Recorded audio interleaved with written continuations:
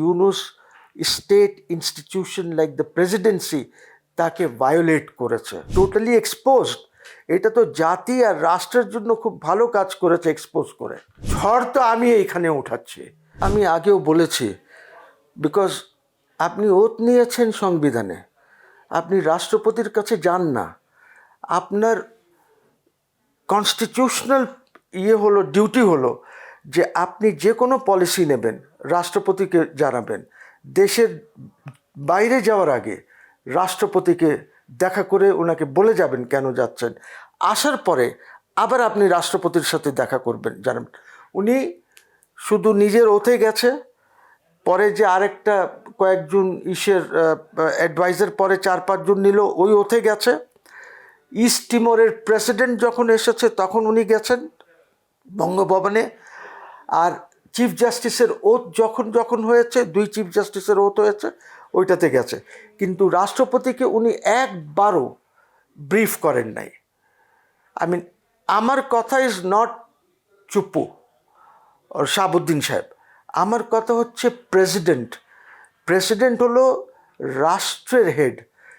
প্রেসিডেন্টের কাছে সবাইকে যেতে হয়। আপনার এক্সিকিউটিভ, ওনার সই ছাড়া ট্রান্সফার্স হয় না, সবগুলিতে ওনার সই লাগে। পার্লামেন্টে উনি আইন প্রণয়ন করেন অর্ডিন্যান্স দিয়ে। ভবিষ্যৎ হোক নিরাপদ, বিনিয়োগ হোক বিশ্বস্ত, আর আমার পছন্দ সল্ট বে। ওয়েলকাম টু সল্ট বে।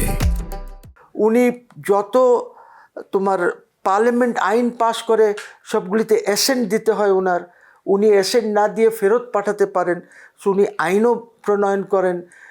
জুডিশিয়ারির মধ্যে ওনার চিফ জাস্টিসের অ্যাপয়েন্টমেন্ট আছে, 106-তে উনি অ্যাডভাইস নিতে পারেন জুডিশিয়ারির থেকে।